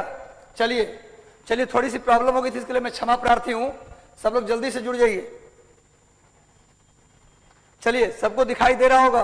तो नेफ्ताली बेनेट किस देश के प्रधानमंत्री हैं भैया? जल्दी से जुड़ जाओ सभी लोग। नेफ्ताली बेनेट किस देश के प्रधानमंत्री हैं? नेफ्ताली बेनेट किस देश के हैं? इजराइल के। बिल्कुल सही। सब लोग फिर से जुड़ जाओ। सेशन को शेयर कर दो मेरे भाई, एक बार फिर से सेशन को शेयर कर दो। हाल ही में गुरुदेव शास्त्री जी महाराज के जीवन पर आधारित श्री धर्म जीवन गाथा नामक पुस्तक का विमोचन किसने किया? हाल ही में गुरुदेव शास्त्री जी महाराज के जीवन पर आधारित श्री धर्म जीवन गाथा नामक पुस्तक का विमोचन किसने किया? प्रधानमंत्री नरेंद्र मोदी, शिक्षा मंत्री धर्मेंद्र प्रधान, महिला और बाल विकास मंत्री स्मृति ईरानी, रक्षा मंत्री राजनाथ सिंह। जल्दी से सभी लोग उत्तर दे दीजिए। सब लोग फिर से जुड़ जाइए, जल्दी से जुड़ जाइए, बेहतर सेशन होने वाला है। श्री धर्म जीवन गाथा नामक पुस्तक का विमोचन किसके द्वारा किया गया? शिक्षा मंत्री धर्मेंद्र प्रधान, प्रधानमंत्री नरेंद्र मोदी, महिला और बाल विकास मंत्री स्मृति ईरानी, रक्षा मंत्री राजनाथ सिंह। सभी लोग जल्दी से बताइए कौन होंगे? क्या होगा आंसर? प्रधानमंत्री नरेंद्र मोदी। इस तरह की किताबों का विमोचन नरेंद्र मोदी करते हैं। नरेंद्र मोदी अब जाएंगे बनारस में पाठ करने भी। बनारस में साधु संतों के साथ बैठ के पाठ भी करेंगे। कोई बात नहीं, करना चाहिए। श्री धर्म जीवन गाथा नामक पुस्तक प्रधानमंत्री नरेंद्र मोदी ने लिखा है। देखिए सामने में इस पुस्तक का चित्र मैंने दिया है। श्री धर्म जीवन गाथा नामक पुस्तक का विमोचन प्रधानमंत्री नरेंद्र मोदी ने किया। बहुत इंपॉर्टेंट अगला सवाल, बहुत इंपॉर्टेंट है भैया। हाल ही में चर्चा में रहा हैवलेट फाउंडेशन को। हैवलेट फाउंडेशन जानते हो क्या है? एक फाउंडेशन है जो एनजीओ वगैरह को पैसा देता है, फंड देता है। तो किस क्षेत्र को फंड देता है, क्वेश्चन है। हाल ही में अमेरिका के हैवलेट फाउंडेशन को अमेरिकी गृह मंत्रालय ने भारतीय एनजीओ को बिना अनुमति के मदद करने पर रोक लगा दिया। यह फाउंडेशन किस क्षेत्र से जुड़े एनजीओ को मदद करता है? यह फाउंडेशन किस क्षेत्र से जुड़े एनजीओ को मदद करता है? अमेरिका के हैवलेट फाउंडेशन। अमेरिका के हैवलेट फाउंडेशन जो है उसको अमेरिकी गृह मंत्रालय ने कहा है यदि भारतीय एनजीओ को मदद करना है तो बिना अनुमति मदद नहीं करेंगे आप। यह फाउंडेशन किस प्रकार के एनजीओ को मदद करता है? शिक्षा और पर्यावरण, लैंगिक समानता, या फिर स्वास्थ्य, रक्षा और आवास, पर्यावरण, आवास और रक्षा, इनमें से कोई नहीं। जल्दी बताइए हैवलेट फाउंडेशन किस तरह के एनजीओ को मदद करता है? हैवलेट फाउंडेशन जो है किस टाइप के एनजीओ को मदद करता है? ऐसा एनजीओ जो शिक्षा, पर्यावरण और लैंगिक समानता से जुड़ा है, ऐसा एनजीओ जो स्वास्थ्य, रक्षा और आवास से जुड़ा है, ऐसा एनजीओ जो पर्यावरण, आवास और रक्षा से जुड़ा है, या इनमें से कोई नहीं? जल्दी बताइए कौन सा ऐसा है जिसको मदद करता है हैवलेट फाउंडेशन? किसे मदद करता है भाई? जल्दी से उत्तर दीजिए। सही उत्तर होगा ए, शिक्षा, पर्यावरण और लैंगिक समानता से जुड़ा हुआ जो एनजीओ है उसी को हैवलेट फाउंडेशन मदद करता है। और भारत के एनजीओ को बिना अनुमति मदद करने से मना कर दिया है अमेरिका ने अपने हैवलेट फाउंडेशन को। आगे आते हैं नेक्स्ट। देखिए सामने हैवलेट फाउंडेशन का मैंने चित्र दिया है, आप देख लीजिए। हैवलेट फाउंडेशन है। चलिए सब लोग जल्दी से जुड़ जाइए। हाल ही में खाड़ी देशों का दल किस राज्य में निवेश की संभावना को तलाशने के लिए भारत पहुंचा है? हाल ही में खाड़ी देशों का दल किस राज्य में निवेश की संभावना को तलाशने के लिए भारत आया है? जल्दी से सभी लोग उत्तर दे दीजिए, सब लोग जल्दी से आंसर कीजिए।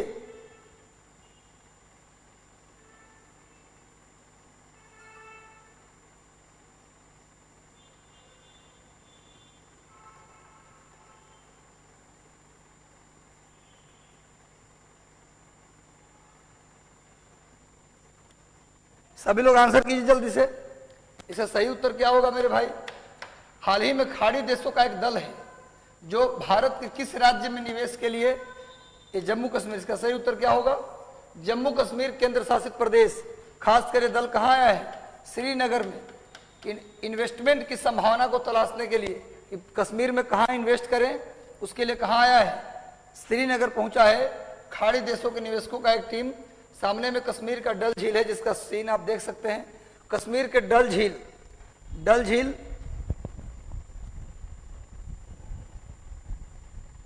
आर्स चौहान, निक्की कुमारी, सबको शुभकामनाएं। एक बार सेशन को शेयर कर दीजिए।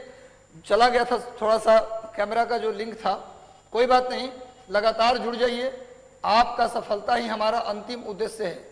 हमने होली के दिन भी सेशन लिया। हम चाहते, आपको पता है इस प्रश्न को तैयार करने में हमको पूरे 5 घंटे लग जाते हैं। इसको पूरे सिस्टम को तैयार करने में खुद तैयार करता हूं, खुद से तैयार करता हूं, कोई टीम नहीं है, अकेले तैयार करता हूं। अखबारों को पढ़ता हूं, तैयार करता हूं, 5 घंटे मिनिमम लगते हैं, ज्यादा लग जाते हैं। होली के दिन भी मैंने 7-8 घंटे इसको तैयार किया, आपके लिए उस दिन लाइव हुआ। मैं लगातार, एकमात्र मकसद है आपको सफलता दिलाना। बस आप मुझे निराश मत करना, आप मुझे निराश मत करना। मेहनत करके दिखाओ, इस बार सिलेक्शन लेकर दिखाओ। चलो भैया, राष्ट्रीय ई विधान एप्लीकेशन को लागू करके देश का पहला विधानसभा कौन बन गया? जो पेपरलेस विधानसभा बन गया है। राष्ट्रीय ई विधान एप्लीकेशन को लागू कर किस राज्य ने देश के पहले पेपरलेस राज्य विधानसभा बन गया है? जल्दी बताइए, कौन सा राज्य का विधानसभा भारत का पहला पेपरलेस विधानसभा बना है? भारत का पहला पेपरलेस एसबीआई फ्लोटिंग एटीएम इन डल झील। बिल्कुल सही भैया। पायल झा, खुशबू कुमारी, सभी लोग जल्दी से आंसर कीजिए। प्रवीण जी, राष्ट्रीय ई विधान एप्लीकेशन का यूज करके भारत का पहला पेपरलेस विधानसभा कौन बन गया है? सही उत्तर होगा नागालैंड। सही उत्तर क्या होगा भैया? नागालैंड विधानसभा भारत का पहला कौन सा एप्लीकेशन यूज किया है? राष्ट्रीय ई विधान एप्लीकेशन का यूज करके भारत का पहला विधानसभा, पेपरलेस विधानसभा कौन बन गया? नागालैंड विधानसभा। नोट कर लीजिए, सामने देखिए, नेशनल ई विधान एप्लीकेशन, जिसको यूज करके नागालैंड बन गया भारत का पहला पेपरलेस विधानसभा।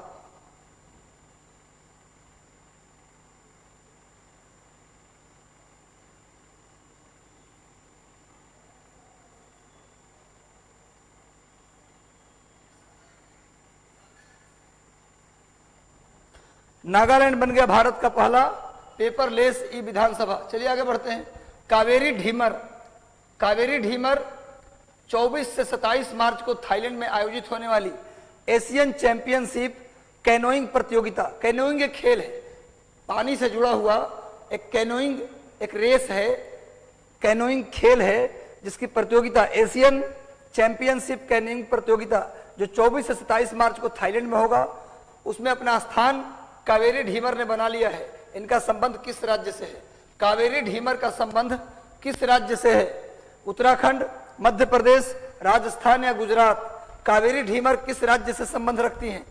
कावेरी ढीमर किस राज्य से संबंध रखती हैं? सपना चौहान बोल रहे 32 का बी होगा। देखता हूं क्या होगा, देखता हूं क्या सही होगा। सही उत्तर होगा, बिल्कुल सही आपने कहा, 32 का बी होगा, बिल्कुल सही। मध्य प्रदेश की है कावेरी ढीमर, जो 24-27 मार्च को एशियन चैंपियनशिप कैनोइंग प्रतियोगिता कहां होने वाला है? थाईलैंड में। उसमें अपना स्थान पक्का कर लिया है ये कावेरी ढीमर। नोट कर लीजिए, इनका संबंध मध्य प्रदेश से है। देखिए सामने कावेरी ढीमर को चेक के साथ फोटो मैंने लगाया है, यही कावेरी ढीमर है जो अपना स्थान पक्का कर ली है। अपना स्थान थाईलैंड में होने वाले प्रतियोगिता के लिए अपना स्थान पक्का कर लिया है। नेक्स्ट आइए, भारत सरकार ने ब्रॉडबैंड निगम लिमिटेड BBNL, ब्रॉडबैंड BBNL का विलय किस कंपनी में करने का निर्णय लिया है? भारत के सरकार ने ब्रॉडबैंड निगम लिमिटेड का विलय कौन सी कंपनी में करने का निर्णय लिया? ब्रॉडबैंड निगम लिमिटेड का विलय किसमें करने का निर्णय लिया? एमटीएनएल, बीएसएनएल, टीसीएस, रिलायंस जियो, महानगर टेलीफोन निगम लिमिटेड, भारत संचार निगम लिमिटेड, टाटा कंसल्टेंसी सर्विस या रिलायंस जियो? ब्रॉडबैंड निगम लिमिटेड का विलय भारत सरकार किसमें करेगी? ब्रॉडबैंड निगम लिमिटेड का विलय भारत सरकार किसमें करेगी? बिल्कुल सही उत्तर आप लोगों ने दिया है। ऐसे ही थोड़े ना बोलता हूं, आप जीनियस हैं, बस थोड़ा सा जीनियस हो, रियल में जीनियस हो, मैं तारीफ नहीं कर रहा हूं, बस थोड़ा सा मेहनत कर दो, थोड़ा सा मेहनत कर दो, थोड़ा सा मेहनत कर दो, रिजल्ट आएगा, रिजल्ट आएगा और श्योर आएगा, क्यों नहीं होगा? बीएसएनएल में विलय किया गया है, देखो सामने बीबीएनएल का विलय मैंने दिखा दिया। बीएसएनएल में, बीबीएनएल किसमें विलय हो गया? फोटो याद रखो, अगर शब्द याद नहीं रहते तो चित्र याद रखो। बीबीएनएल का विलय हुआ है बीएसएनएल में, बीबीएनएल का विलय हुआ है भैया बीएसएनएल में। नेक्स्ट आते हैं, NITI Aayog women transforming India award के 5वें संस्करण के तहत कितने श्रेणी में अवार्ड देने की घोषणा की है? नीति आयोग के द्वारा वुमेन ट्रांसफॉर्मिंग इंडिया अवार्ड के 5वें संस्करण के तहत कितने श्रेणी में अवार्ड देने की घोषणा की गई है? चलिए भैया, जैकी भाई जल्दी उत्तर दीजिए। मनीषा सिंह, श्रेया सिंह, विजय कुमार, खुशबू कुमारी, सुबोध कुमार जी, कुमार धनंजय, राजा लाल, आशीष रॉय, सभी लोग जल्दी से जुड़ जाइए और आंसर कीजिए। नीति आयोग के वुमेन ट्रांसफॉर्मिंग इंडिया अवार्ड के 5वें संस्करण, कौन सा संस्करण है भैया? 5वां संस्करण, ये भी याद रखना। उसमें कितने श्रेणी में अवार्ड मिलेगा, कितने श्रेणी में अवार्ड देने की बात की गई है? इसका सही उत्तर होगा 7 श्रेणी। 7 श्रेणी में 7 अलग अलग कैटेगरी में अवार्ड मिलेगा, 7 डिफरेंट कैटेगरी में अवार्ड देगा नीति आयोग। बात करें नीति आयोग के, नीति आयोग की अगर बात करते हैं तो इसकी स्थापना 1 जनवरी 2015 को हुआ। किसके जगह पे भैया? तो योजना आयोग के जगह पर, योजना आयोग के स्थान पर। इसके अध्यक्ष, इसके उपाध्यक्ष कौन है? उपाध्यक्ष कौन है? राजीव कुमार, राजीव कुमार इसके उपाध्यक्ष हैं, ये भी नोट कर लीजिए। इसके अध्यक्ष कौन है? जो भी व्यक्ति प्रधानमंत्री होता है भारत का, वही व्यक्ति नीति आयोग का अध्यक्ष होगा। तो प्रधानमंत्री श्री नरेंद्र मोदी इसके अध्यक्ष हैं। जो व्यक्ति भारत का प्रधानमंत्री होगा, नीति आयोग का अध्यक्ष वही व्यक्ति होगा। चलो आगे बढ़ते हैं। नेक्स्ट सामने देखिए, यही अवार्ड है women entrepreneurship platform women transforming India award 2021, जो नीति आयोग के द्वारा दिया जाएगा। आगे आइए, केंद्रीय रिजर्व पुलिस बल का 83वां स्थापना दिवस कब मनाया गया? केंद्रीय रिजर्व पुलिस बल का 83वां स्थापना दिवस कब मनाया गया? 83वां केंद्रीय सीआरपीएफ का 83वां स्थापना दिवस कब मनाया गया? जल्दी बताओ भैया, केंद्रीय रिजर्व पुलिस बल का 83वां स्थापना दिवस कब मनाया गया? सही उत्तर होगा, इसका सही उत्तर होगा मेरे भाई 19 मार्च को मनाया गया। रिजर्व पुलिस बल का सीआरपीएफ का स्थापना दिवस 19 मार्च को मनाया जाता है। 21 नंबर का था 83वां, इसका उद्घाटन किया है श्री अमित शाह। आप जानते हैं ना, आप जानते हैं भाई कि जो अर्धसैनिक बल होता है उसका मुखिया होता है गृह मंत्री। अर्धसैनिक बल का मुखिया कौन होता है? गृह मंत्री। तो गृह मंत्री अमित शाह जी ने इस सम्मेलन, इस स्थापना दिवस समारोह को संचालित किया है। सामने अमित शाह जी हैं और 83वां सीआरपीएफ दिवस मनाया गया है 19 मार्च को। सीआरपीएफ दिवस मनाया गया 19 मार्च को। नेक्स्ट आइए, हाल ही में कहां भारत को virtual smart grid knowledge centre मिला है? कौन से स्थान पर भारत का वर्चुअल? अमित शाह दिल्ली में आए थे, बिल्कुल पायल झा। चलो भाई, virtual smart grid knowledge centre मिला है दिल्ली को, मानेसर को, मुंबई को या पटना को पढ़ाया हुआ है? इसका उत्तर तो आप लोग देना चाहिए, इसका आंसर आपको करना चाहिए। किससे मिला है virtual smart grid knowledge centre? Knowledge centre किसे मिला है? किसे मिला है भैया? सही उत्तर होगा मानेसर। ये कहां पड़ता है? हरियाणा के गुरुग्राम में। ये कहां पड़ता है मानेसर? हरियाणा के गुरुग्राम में। नोट कर लीजिए, यहीं पर मानेसर में ही मारुति का हेडक्वार्टर है। मारुति कंपनी का हेडक्वार्टर कहाँ है भैया? मानेसर में। इसको भी नोट कर लीजिए, मानेसर, आगे आओ नेक्स्ट। ये देखिए स्मार्ट ग्रिड जो उद्घाटन किया गया है कहाँ, मानेसर में, उसका मैंने चित्र दिया है आपको, ध्यान से देखिए और एक बार सेशन को शेयर कर दीजिए। हाल ही में सोली सोराबजी के जीवन पर आधारित Soli Sorabjee life and times, ये बुक का नाम है, किसने लिखा? सोली सोराबजी जो भारत के अटॉर्नी जनरल रह चुके हैं, इनके जीवन पर एक किताब लिखी गई है, Soli Sorabjee life and times. ये किसने लिखा? संजय पांडे, अभिनव चंद्रचूड़, अक्षय विधानी या जिम्मी सोनी? किसने लिखा?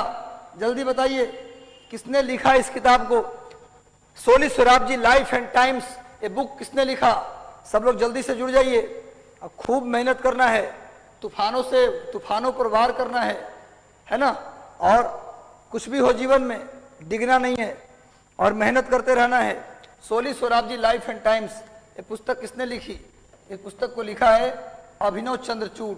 अभिनव चंद्रचूड़ ने Soli Sorabjee life and times नामक पुस्तक लिखी। चलिए भाई देख लिया जाए थोड़ा बुक का चित्र, यही बुक है Soli Sorabjee, Soli Sorabjee life and times. किसने लिखा? अभिनव चंद्रचूड़। फोटो को याद रखना है, इंपॉर्टेंट है कि फोटो आप याद रखिए। Soli Sorabjee life and times, ये पुस्तक किसने लिखा? अभिनव चंद्रचूड़ ने लिखा है, अभिनव चंद्रचूड़ ने लिखा है।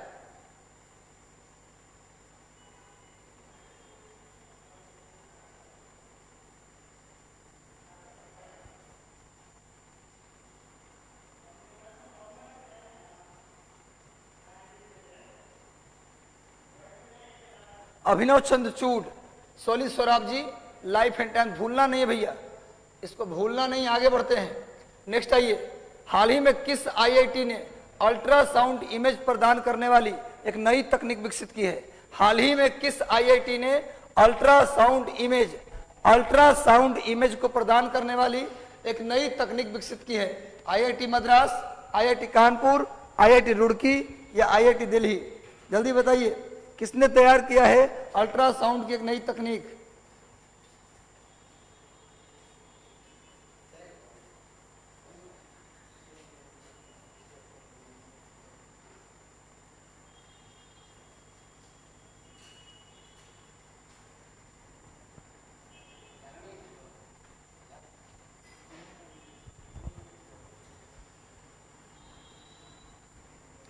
चलिए सब लोग जल्दी से जुड़िए और एकला चलो रे, कोई साथ न दे मेरा, चलना मुझे आता है, आग से वाकिफ हूं, जलना मुझे आता है।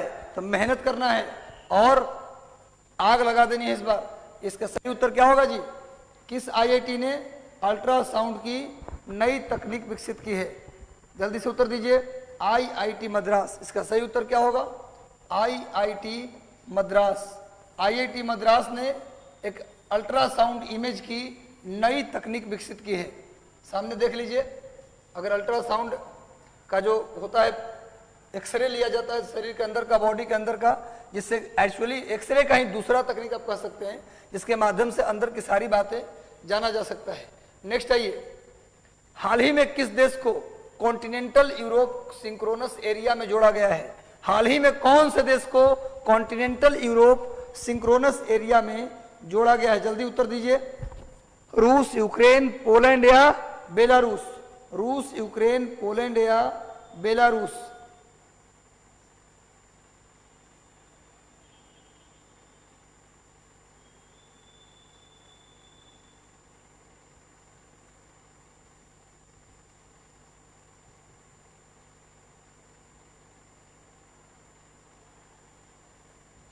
चलो भैया जल्दी से उत्तर दीजिए।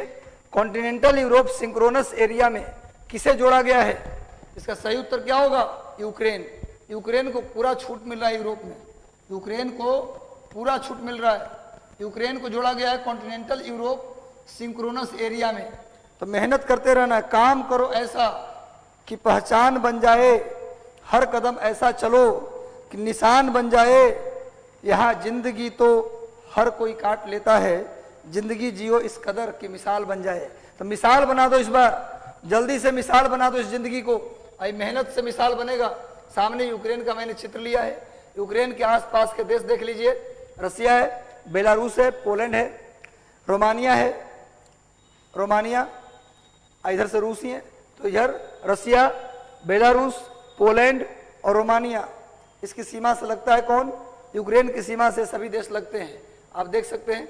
नेक्स्ट आइए, हाल ही में south Asia football federation under 18 महिला चैंपियनशिप 2022 का आयोजन कहां हुआ है? हाल ही में south Asia football federation under 18 महिला चैंपियनशिप 2022, अंडर 18 महिला करंट कहां से पढ़ती है?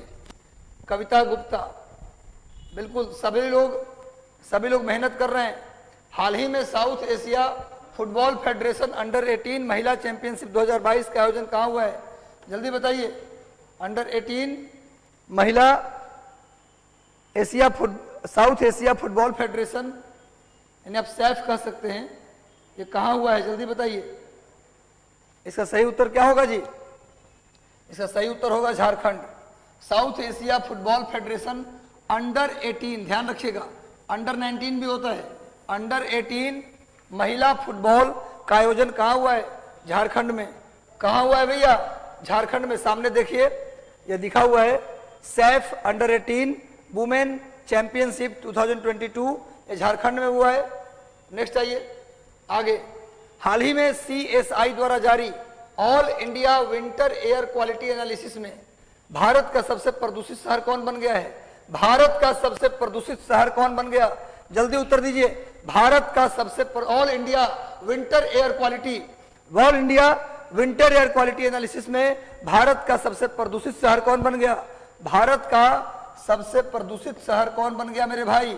अंदाज भी बता सकते हो, गाजियाबाद। पटना भी कम प्रदूषित नहीं है, पर पता नहीं यहां से रिकॉर्ड लेके जाते हैं कि नहीं जाते हैं। तो भैया गाजियाबाद सबसे प्रदूषित शहर है CSI के आंकड़ा के अनुसार।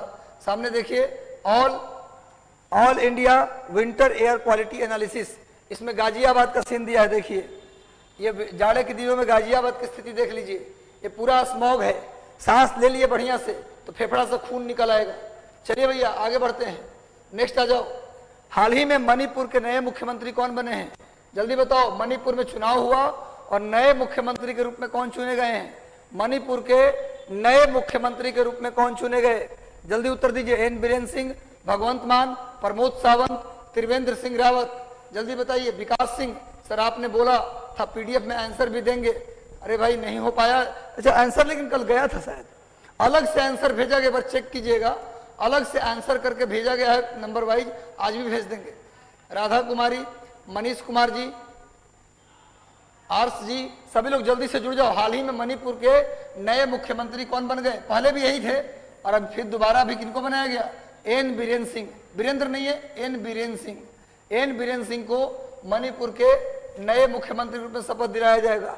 यही एन बीरेन सिंह है जो मणिपुर के CM बनेंगे, एन बीरेन सिंह। चलिए नेक्स्ट आते हैं भाई। प्रसन्नता सूचकांक में भारत का कौन सा राज्य शामिल हुआ है? सबसे दुखी राज्य में कौन शामिल है? इसका उत्तर देना पड़ेगा, नहीं दोगे कान कबाड़ लेंगे भैया, अंदर घुस के 2-3 फैट मारेंगे यदि नहीं बताओगे तो। प्रसन्नता सूचकांक में सबसे ज्यादा दुखी राज्य कौन है? जल्दी बताओ, जल्दी से आंसर कर लो मेरे भाई, जल्दी बताओ। प्रसन्नता सूचकांक में भारत का कौन सा राज्य सबसे दुखी राज्य है? सबसे दुखी राज्य भारत का कौन सा राज्य है? कुछ लोग बिहार बता रहे हैं, कुछ लोग मध्य प्रदेश बता रहे हैं, ज्यादातर लोग बुलडोजर बाबा के राज्य बता रहे हैं, उत्तर प्रदेश। सबसे दुखी राज्य कौन है भैया? उत्तर प्रदेश। बुलडोजर है ना, उत्तर प्रदेश आजकल बुलडोजर फेमस है। कौन जानता था कि JCB इतना फेमस हो जाएगा? JCB कंपनी बनाने वाला भी नहीं जानता होगा कि हमारा JCB चुनाव का मुद्दा बन जाएगा, बुलडोजर चुनाव का मुद्दा बन जाएगा। पहली बार उत्तर प्रदेश के चुनाव में नौकरी, भूख, बेरोजगारी ये सब मुद्दा नहीं था, केवल बुलडोजर था, एनकाउंटर था, यही मुद्दा था केवल। खैर जाने दीजिए, फिर चुनाव में जीत हासिल हुआ है बाबा का। आगे बढ़ते हैं, नेक्स्ट आओ, आगे आ जाओ भैया। उत्तर प्रदेश सबसे निचले स्थान पर रहा है, दुखी रहा है उत्तर प्रदेश। सेकंड नंबर का दुखी है मध्य प्रदेश और तीसरा नंबर का हमारा बिहार, ये भी साथ ही साथ है, ध्यान देना। हाल ही में किस बैंक ने हैदराबाद में एक innovation, incubation and acceleration centre को स्थापित करने की घोषणा किया है? कौन से बैंक ने हाल ही में innovation, incubation and acceleration centre का स्थापित करने की घोषणा की है हैदराबाद में? कौन से bank? State bank of India, axis bank, PNB या बैंक? अच्छा ये सेम ऑप्शन आ गया, डी को कट कर दीजिएगा, सॉरी सेम ही है।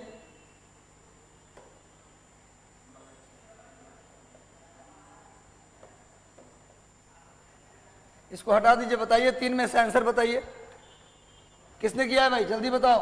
इसका सही उत्तर होगा state bank of India. State bank of India ने हैदराबाद में क्या खोलने का घोषणा किया है, innovation incubation and acceleration centre. कहाँ खोलेगा, हैदराबाद में। कौन खोलेगा, state bank of India. State bank of India की स्थापना 1955 में की गई थी। स्टेट बैंक ऑफ इंडिया की स्थापना 1955 में की गई थी। आगे आइए, हाल ही में किस बैंक ने कॉरपोरेट ग्राहकों के लिए ग्रीन डिपॉजिट प्रोग्राम शुरू किया है। कौन से बैंक ने, हाल ही में बोल रहा हूं, ध्यान देना, हाल में किस बैंक ने कॉरपोरेट ग्राहकों के लिए ग्रीन डिपॉजिट प्रोग्राम शुरू किया।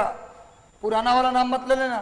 हाल ही में किस बैंक ने ग्रीन डिपॉजिट प्रोग्राम शुरू किया है। ग्रीन डिपॉजिट प्रोग्राम हाल ही में कौन से बैंक ने शुरू किया, DBS India, NABARD, ICICI bank या एक्सिस बैंक। जल्दी बताइए कौन से बैंक ने हाल ही में भारतीय कॉर्पोरेट ग्राहकों के लिए ग्रीन डिपॉजिट की शुरुआत की है। तो सही उत्तर होगा डीबीएस इंडिया। इससे पहले एचएसबीसी ने शुरू किया था, इससे पहले एचएसबीसी ने शुरू किया था, अभी डीबीएस इंडिया ने शुरू किया है कॉर्पोरेट ग्राहकों के लिए ग्रीन डिपॉजिट प्रोग्राम। पहले एचएसबीसी, अब वर्तमान में कौन शुरू किया, डीबीएस इंडिया। याद रखिएगा, डीबीएस इंडिया ने शुरू किया है ग्रीन डिपॉजिट प्रोग्राम कॉर्पोरेट ग्राहकों के लिए। कॉर्पोरेट ग्राहकों के लिए ग्रीन डिपॉजिट प्रोग्राम की शुरुआत किया है। हाल ही में किस राज्य सरकार ने बजट में पंचसूत्री योजना की शुरुआत की। किस राज्य सरकार ने बजट में पंचसूत्री योजना की शुरुआत की। ओपी जैमर, निशा कुमारी, अंकिता, अनीता, प्रतिमा, तेज प्रताप जी, जल्दी से उत्तर दीजिए। राजालाल, हाल ही में किस राज्य सरकार ने बजट में पंचसूत्री योजना की शुरुआत की। सही उत्तर होगा महाराष्ट्र। किस राज्य ने किया भैया, पंचसूत्री योजना की शुरुआत महाराष्ट्र ने किया है। मुख्यमंत्री उद्धव ठाकरे, मुख्यमंत्री उद्धव ठाकरे, मुख्यमंत्री कौन है जी, उद्धव ठाकरे। एक फेमस है वहां का मंत्री नवाब मलिक, नवाब मलिक, याद है आप लोग को, जेल में चले गए हैं।